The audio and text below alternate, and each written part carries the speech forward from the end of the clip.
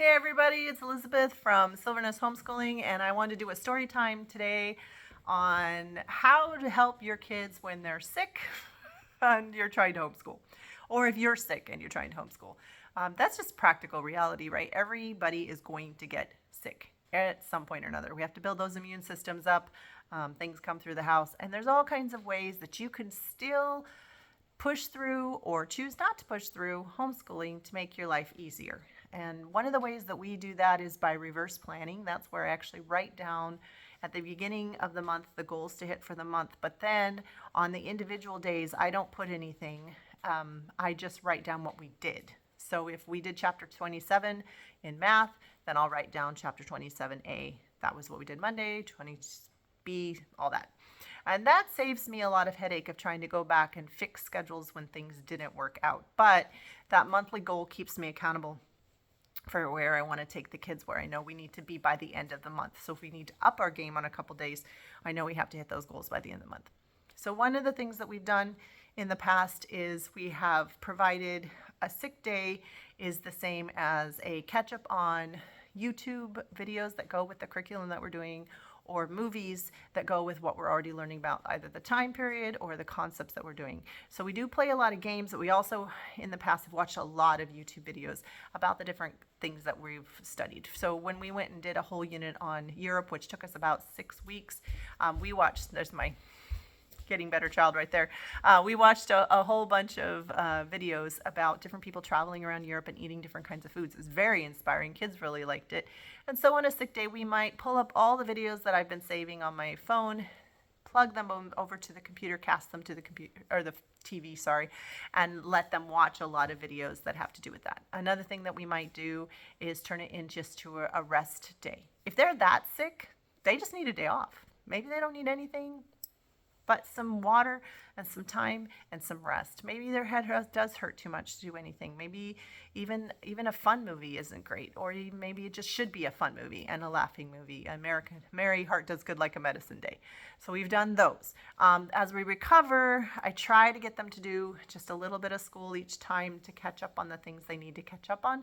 But I'm always very mindful of skipping subjects that are new information or a little more difficult for them. So for example, my daughter has been sick for the last 3 days, and we just completely pulled out everything that she was doing that was school related. She had none of that, but I did leave her a stack of books that she enjoys that have to do with history. And I also left her a stack of books that I knew she would enjoy that are readers. And so even though she didn't do school, she did actually spend quite a bit of time reading and being quiet, on the couch so that the other kids could get their school done. So that's kind of how we do. If they're healthy enough to play a game, I might play a game with them, but I am more than flexible to the things that they need in order to recover. The main focus we do is recovery, because if I'm training them for real life, right? How do I want them to, I don't want them to go to work if they're sick. I want them to stay home and get better. I want them to know that the world keeps spinning even if they don't feel good, right? So the other thing, okay, what if I'm sick? How do I handle it? Well, most of my kids, when they were younger, they had a pace of what they were supposed to do, and they were pretty good at doing it. They knew they had their math, they knew they had their phonics, and let's say we're doing Story of the World. Well, the Story of the, not Story of the World, 5 in a row. The 5 in a row was really nice because I could just pass it on to someone else and be like, hey, can you read this book to my kids today?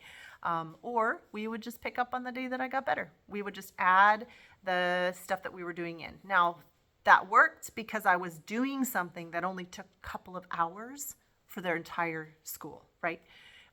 Math, phonics, 5 in a row was about 2 hours worth of work, and that was it, all the way up till about 3rd grade maybe.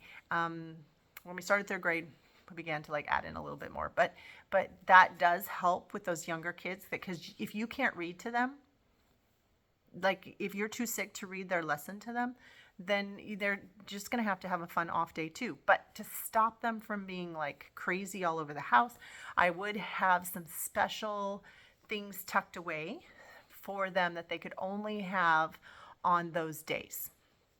So that might be the day that I pull out some kind of special blocks that they don't normally use, or some kind of special puzzle that they don't normally see. And I would keep those things on purpose for sick days, right? Those are for the recovery days, or those are the days that I need to rest longer, and I need them not to make a huge mess all over the house, so that I'm getting up and cleaning up a bunch of things when I'm not feeling good.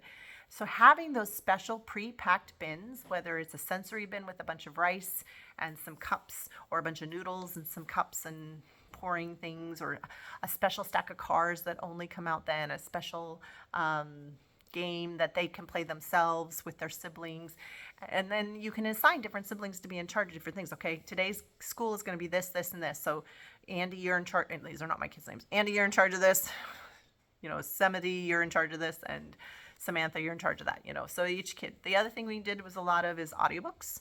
So if I'm really sick, or if they're sick, we listen to a ton of audiobooks. Library is great for that. They have some downloadable ones, but we really like the old school CDs. They already know how to run that. And then again, by using curriculum that has their DVDs for math, etc., they were able to go ahead and keep doing their own math, keep doing their own phonics. They knew what was expected. And then I would correct it when I got better. And I found some holes. Yeah, we skipped a few things, but usually it was small enough where it didn't take too much to pull it back together again.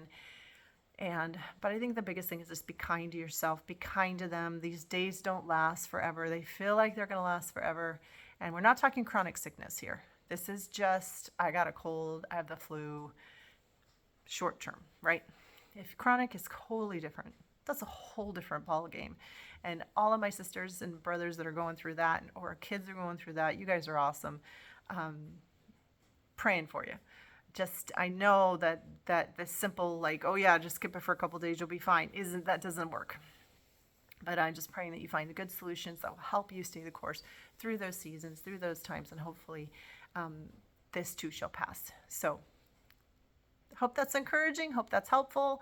Yeah, give yourself a break. Oh yeah, if you got a bunch of 2-year-olds, don't be surprised if you hand them a huge bunch of sheets of stickers. Those are great for them, and they just stick them all up in one high lump, and they don't like spread them out.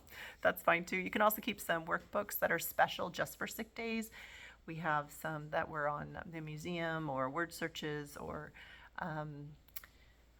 Mad Libs are great, all those kinds of things. So yeah, make yourself a special bin, expect to get sick on occasion, have a plan to succeed, and if it doesn't work, recalibrate for next time. So I hope that helps. You guys have a great day, and my child is almost all better, and I'm so grateful, and this too shall pass. All right, take care. We'll see you next time.